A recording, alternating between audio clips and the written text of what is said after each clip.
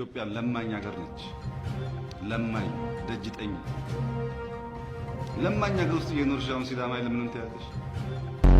እኔና ኢሳያስ ስንደመር ሁለት ሳይሆን እኛ እንሆናለን። ትልቅ አደጋ የሚያደርሱ ትንንሽ ሰዎች ምሳሌ ከፈለክ አብይ አህመድ ኦቦሌስ ሸኔት አፋን አማሪፋ ዱበተመለ ኦቦሌስ መሸኔት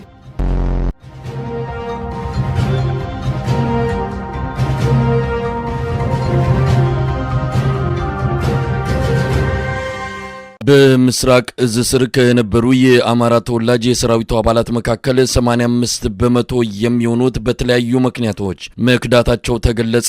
ዘመናዊ ታንክና ድሮን ታጥቀን ክላሽ በያዘ የጽንፈኛው ኃይል ተደጋጋሚ ጥቃት እንዴት ይደርስብናል ሲሉም የምስራቅ እዝ ዋና አዛዥ ሌተናል ጀነራል ማመር ተሰማ መናገራቸውን የደረሰን መረጃ አመልክቷል።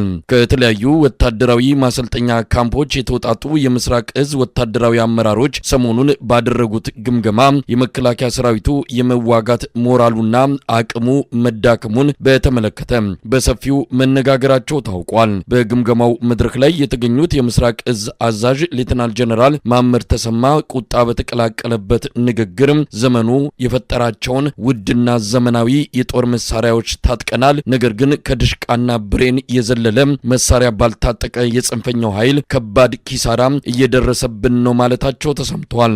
በመድረኩ ላይ የአማራ ተወላጅ የሰራዊቱ አባላት በከፍተኛ ቁጥር መክዳታቸውንና 85 በመቶ የሚሆኑት ከነትጥቃቸው መጥፋታቸውን የሚገልጽ ሪፖርት ቀርቧል።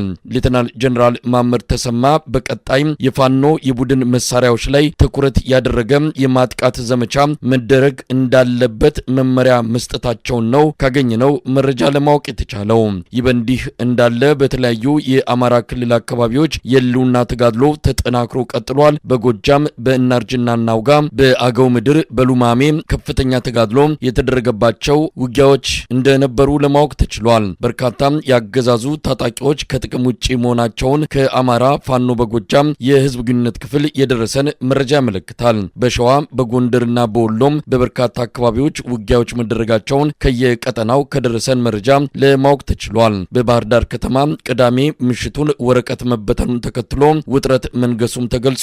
የሰውና የባጃጅ እንቅስቃሴ እንዲቆም በሚል መልእክት የያዘ ወረቀት በከተማዋ በተለያዩ አካባቢዎች የተበተነ ሲሆን ፋኖ ጥቃት ሊሰነዝር ይችላል በሚል ትላንት ምሽቱን ባህር ዳር ያለ ወትሮዋ ጭር ብላ እንደነበረ ለማወቅ ተችሏል። በአማራ ክልል ስላሉት የአውደ ውጊያ ውሎች የተመለከተ አጭር ዘገባ የዘውትር ተሳታፊያችን ይዞልን ቀርቧል።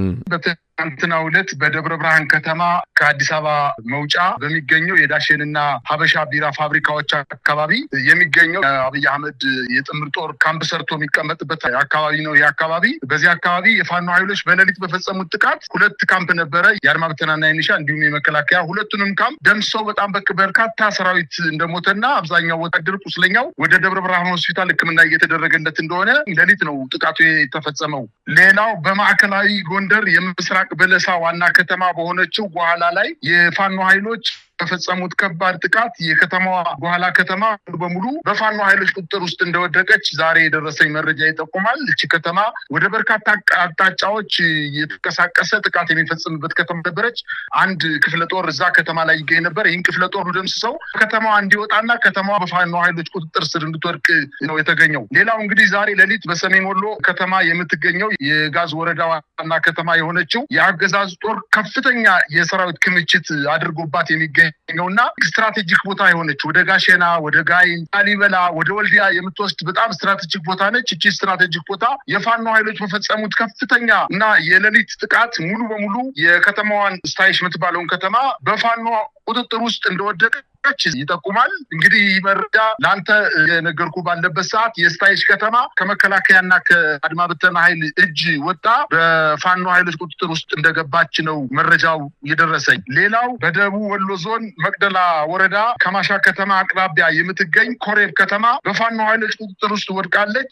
ከውጊያው በኋላ የጠላት ኃይል ተበታትኖ ወደ ተለያዩ አካባቢዎች ቢሸሽም ገሚሱ ከሽሽቱ ለማምለጥ ሲል በተለያዩ አካባቢዎች ገደል ገብቶ እንደሞተና በተለይ በዋናነት የአድማ ብተናና የሚኒሻ ኃይሎች የመከላከያ ሰራዊት የከባድ መሳሪያ ሽፋን ሰጥቷቸው እንዲሸሹ ለማድረግ ቢሞክርም አቅጣጫቸውን ስተው ወዳልታወቀ ስፍራ በመሄዳቸውና ገደላማ አካባቢ ላይ በርካታ የአድማ ብተናና የሚኒሻ ኃይሎች ገደል ገብተው እንደሞቱና የአካባቢው ማህበረሰብ ከወደቁበት ቦታ እና ሙተው ከተገኙበት ቦታ አውጥቶ እየቀበራቸው እንደሆነ የደረሰኝ መረጃ ይጠቁማል። የአማራ ፋኖ በሸዋ ከሰም ክፍለ ጦር በትናንትናው ዕለት በአረርቲ ከተማ በመግባት በ02 ቀበሌና አርሴማ አካባቢ በአገዛዙ ጥምር ጦር ላይ ማለትም የ84ኛ ክፍለ ጦር የጦሩ ስታፍ ሰራተኞችን ጨምሮ በርካታ በወታደራዊ ካምፕ ውስጥ የነበሩ የመከላከያ ሰራዊት አባላትን ደምስሶ አካባቢውን ተቆጣጥሮ እንደነበርና ይሄንን የጦር ካምፕ ለማስለቀቅ ከሌላ አቅጣጫ የመጣ ያገዛዙ ጦር ወደ ኮርማ ቀበሌ በማምራት ላይ እንዳለ በውስጥ አዋቂ ምንጮቻቸው መረጃ ስለደረሳቸው ቀድመው ኮርማ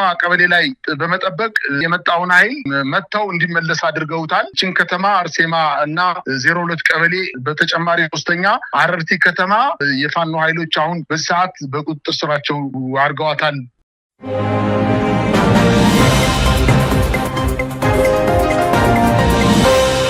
የኢትዮጵያ አየር ኃይል ካለፉት 2 መንግስታት ዘመናት በከፋ ሁኔታ የተዳከመበት ጊዜ ላይ እንደሚገኝ ተገለጸ። አቅምና ብቃት ያላቸው አብዛኞቹ አብራሪዎችና የቴክኒክ ባለሙያዎች በማንነታቸው በመታገዳቸውና በመባረራቸው ምክንያት አየር ኃይሉ በከፍተኛ ደረጃ ተዳክሞ ያለበት ቁመና ላይ እንደሚገኝ ነው የአንከር ሚዲያ ምንጮች ካደረሱን መረጃ ለማወቅ የተቻለው። በግዢና በተለያዩ ስምምነቶች ወደ ሀገር ውስጥ ከገቡት ከ20 በላይ ድሮኖች መሃል አሁን በስራ ላይ የሚገኙት 5ቱ ብቻ እንደሆኑና እነዚህም በማንነታቸው በታገዱ ባለሙያዎች አለመኖር ምክንያት ለመጠቀም የሚያስችል በቂ የሰው ኃይል እንደሌለ ነው በመረጃው የተገለጸው። በአሁኑ ጊዜ ከድሮን ጋር በተያያዘ ከኦሮሞ ብሔር ተወላጆች በቀር ሌላው ኢትዮጵያዊ እምነት በማጣቱ ከፍተኛ የሰው ኃይል እጥረት የገጠመ ሲሆን በተለይም የአማራ ብሔር ተወላጅ የሆኑ የድሮን የቴክኒክ ባለሙያዎችና ሌሎች ሰራተኞች በሙሉ አስገዳጅ እረፍት እንዲወጡ በመደረጋቸው አየር ኃይሉ ድሮን የመጠቀም አቅሙ መዳከሙን ለአንከር ሚዲያ በደረሰው መረጃ ላይ ተገልጿል። ከቀድሞቹና አዲስ ከገቡት በአጠቃላይ 30 ከሚሆኑ ድሮኖች 5ቱ ብቻ አገልግሎት የሚሰጡ መሆናቸው ቴክኖሎጂን በመጠቀም ጦርነትን በብቃት መወጣት በሚል ለጀመረው አዲስ እቅድ ከፍተኛ ፈተና የገጠመው ሲሆን የሚግና የሄሊኮፕተር አብራሪዎችም በማንነት ምክንያት ከስራ ውጪ በመደረጋቸው በአሁኑ ጊዜ አየር ኃይሉ 3 አብራሪዎች ብቻ እንደቀሩት ነው ለማወቅ የተቻለው። ከ3ቱ አብራሪዎች አንደኛው ዋና አዛዡ ሌተናል ጀነራል ይልማ መርዳሳ መሆናቸውና እሳቸውም ከጤና ጋር በተያያዘ ግዳጅ ለመቀበል እንደማይችሉ ነው የተመለከተው።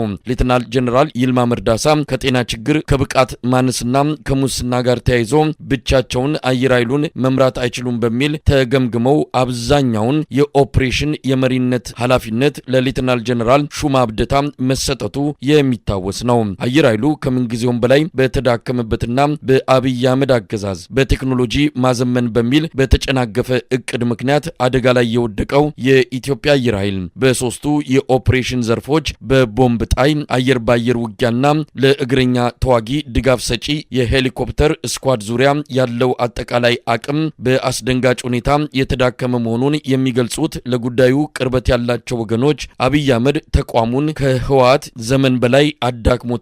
የውጭ ጥቃት ቢሰነዘር የሀገሪቱን የአየር ክልል በመጠበቅና በመመከት አንጻር አቅሙ እጅግ አሳሳቢ ደረጃ ላይ ይገኛል ሲሉ በስጋት ይገልጻሉ።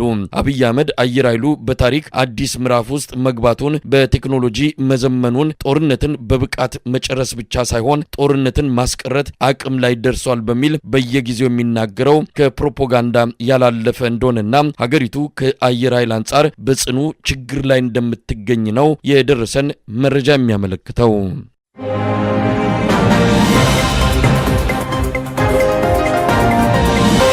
የአብይ አህመድ አገዛዝ ሰራዊቱን ወደ ኤርትራ ድንበር አካባቢ እያስጠጋ መሆኑ ተገለጸ። ሰሞኑን ወደ አፋር ክልል ማጓጓዙን ያገኘነው መረጃ ያመለክታል። በሁለቱ ሀገራት መሃል ጦርነት ሊፈነዳ ይችላል የሚለው ስጋት በሰፊው እየተነሳ ባለበት በዚህ ወቅት የአብይ አህመድ አገዛዝ በተለያዩ ከኤርትራ ጋር በሚዋሰኑ የድንበር አካባቢዎች ሰራዊቱን እያስጠጋ እንደሆነ ይነገራል። አብይ አህመድ ከኤርትራ ጋር የሚደረገው ጦርነት ከአንድ ቀን በላይ አይወስድም ማለቱም ተመልክቷል። በአንድ ቀን ውስጥ አስመራ እንገባለን ማለቱን በመጥቀስ የአንከር ሚዲያ ምንጮች ያደረሱን መረጃ ያመለክታል። ሰሞኑን ከወታደራዊ መኮንኖች ጋር ውይይት ያደረገው አብይ አህመድ ጦርነቱ ብዙ ጊዜ የሚፈጅ አይደለም፣ በአንድ ቀን ውስጥ እናጠናቅቀዋለን ማለቱን ለማወቅ ተችሏል። የአብይ አህመድ አገዛዝ በኤርትራ አዋሳኝ በሆኑ አካባቢዎች ወታደራዊ እንቅስቃሴዎች ማድረግ መጀመሩን በተለይም በአፋር ቀጠና ሜካናይዝድ እዞቹን ማስጠጋቱን ለማወቅ የተቻለ ሲሆን ከተለያዩ ሀገራት በከፍተኛ የውጭ ምንዛሪ የተገዙ መሳሪያዎች በቦሌ አውሮፕላን ማረፊያ በየቀኑ ምሽት ላይ እየተራገፉ መሆናቸውም ተመልክቷል። ባለፈው ህዳር ወር በአዘርባይጃን መርከቦች ተጭነው ወደ ጅቡቲ ወደብ እያመሩ የነበሩ የአብይ አህመድ የጦር መሳሪያዎች በኤርትራ መንግስት ከተያዙና ከተወረሱ ወዲህ የመርከብ አማራጭን የተወው የአብይ አህመድ አገዛዝ በካርጎ አውሮፕላን በልዩ ትዕዛዝ የጦር መሳሪያዎችን ወደ ኢትዮጵያ እያስገባ መሆኑን ነው ያገኘነው መረጃ የሚያመለክተው። ኤርትራ በቁጥጥሯ ስር ያደረገቻቸውን መርከቦች በተመለከተ እስካሁን በይፋ የሰጠችው መግለጫ የለም። የጦር መሳሪያዎቹንና የመርከቦቹን ሰራተኞች አሁንም ድረስ በቁጥጥሯ ስር አድርጋ እንደምትገኝ መረጃዎች ያመለክታሉ። የአብይ አህመድ የጦር መሳሪያዎችን የወረሰችው ኤርትራ በተለይ ድሮኖቹን ለመጠቀም ልምምድ እያደረገች መሆኗን ነው ለአንከር ሚዲያ በደረሰ መረጃ ላይ ተመለከተው። ሰሞኑን በአሰብ አካባቢ የኤርትራ ድሮኖች ልምምድ ሲያደርጉ እንደነበረም ተገልጿል።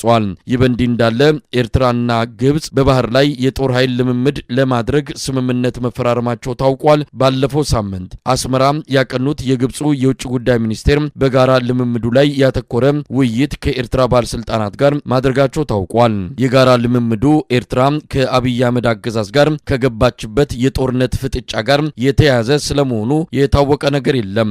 ሶማሊያ፣ ግብጽና ኤርትራ የሶስትዮሽ ጥምረት ስምምነትም በአፍሪካ ቀንድ እየተስተዋለ ካለው ውጥረት በመነሳት የምስራቅ ኢትዮጵያ አካባቢ የተለያዩ ወታደራዊ ክስተቶች የታዩበት መሆኑም ነው መረጃዎች የሚያመለክቱት። በኢትዮጵያና በኤርትራ መሃል ጦርነት ቢከፈት የሁለቱ ሀገራት ጦርነት ከመሆን ይልቅ ቀጠናዊ ቅርጽ ሊይዝ እንደሚችልም ወታደራዊና የፖለቲካ ተንታኞች በመግለጽ ላይ ናቸው።